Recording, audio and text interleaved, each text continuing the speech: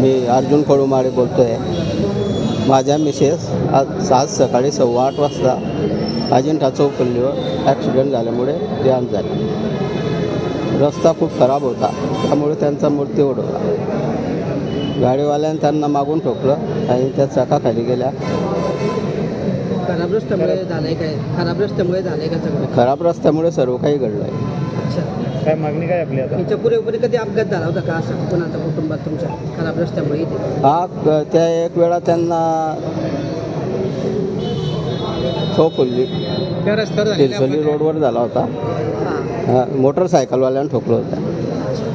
यांनाच का? हां, काय झालं होतं तेव्हा मग? त्यांना त्या डोक्याला लागलं होतं थोडं. मिसेसला तुमच्या? हो, मुलाला घसरलं लागलं.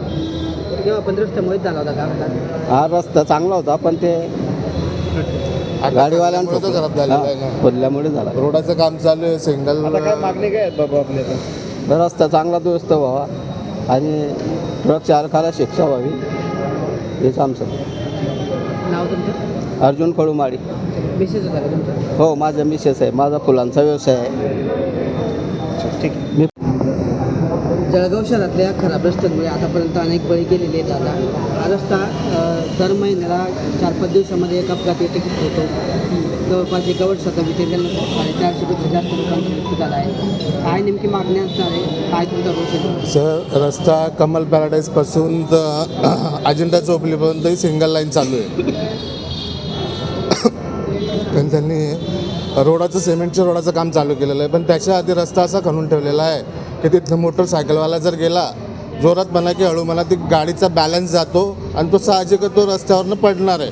पण हे गाडी त्याच्या समोर, हे ज्यावेळेस चालत होते मंगलाताई आणि आमचा भाचा, त्यावेळेस समोर चालताना त्याने गाडी धीरे चालवली असताना मागच्या ट्रकवाल्याला किंवा डंपरवाल्याला जो कोणी होता, आता कोण होता मला माहिती नाही, मग त्याने त्याला ते समजलं नाही आणि त्याने मागून धडक दिली गाडीला. तर धडक दिल्यामुळे ही उजव्या बाजूला पडली, तो डाव्या बाजूला पडला आणि याच्या अंगावरनं तर गाडीचं चाक गेलेलं आहे. जर का रस्ता चांगल्या प्रतीचा असता किंवा ज्यावेळेस तुम्हाला काम आहे त्यावेळेस तुम्ही खणा किंवा बॅरिकेड्स बंद लावा तिथे किंवा रस्ता बंद करा, तेवढा तात्पुरता जर केला असता तर हा अपघात घडला नसता. अजिंठा चौफुलीपासून तर प्रभात चौकापर्यंत त्याच्याही पुढे रस्ता खणून ठेवलेला आहे. सर्व्हिस रोडसुद्धा तिथे रोडाचं काम चाललं आहे. आमची मागणी एवढीच आहे की रोडाचं काम तात्काळ व्हायला पाहिजे. जे लोकांचे जीव असतील, अपघात घडणार नाही, तेवढी काळजी शासनाने घ्यायला पाहिजे. यावेळेस नेमका त्यांनी रस्ता खरडून ठेवला आहे, पूर्ण खरडून ठेवलेला आहे. त्याच्यावरनं तुम्ही स्वतः गाडी चालवून बघा, तुम्हाला लक्षात येईल की माणसाचा बॅलन्स कसा जातो त्याच्यावर. खराब रस्त्यामुळेच मृत्यू झाला. खराब रस्त्यामुळेच मृत्यू झालेला 100%. नाव तुमचं? माझं प्रवीण पाटील. तुम्ही कोणी माहिती आहे? मी भाऊ आहे.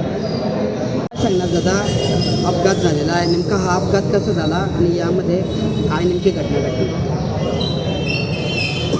आमच्या वहिनी व पुतण्या हा पिंपराडा बाजारात जात असताना, अजिंठा चौफुलीच्या पुढे जात असताना म्हणजे तो सुरळीत गाडी चालवत होता. अचानक डंपर आल्यामुळे त्याचा सुरळीत जात असताना डंपरवाल्याने त्याला ठोकलं. रस्ता अत्यंत खराब असल्यामुळे ही घटना घडली. यावेळेस रस्ता जर चांगला राहिला असता किंवा गाडी धीरे म्हणजे झाला असता तर तो अपघात टळला असता.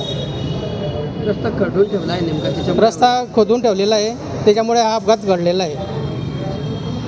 खड्डे पण रस्त्यावर? खड्डे पण भरपूर होते. काय नाव होतं माहिती तुमचं? मंगलाबाई अर्जुन माडी. तुमच्या कोण होतं? वहिनी. तुमचं काय नाव आहे? शिवाजी कडुमाडी. काय मागणी असणार आहे तुमच्या? मागणी मागणी काय आपली असणार आहे? मागणी की रस्ता चांगला व्हावा आणि त्या कंटेनरवाल्याला जास्तीत जास्त कडक शिक्षा व्हावी.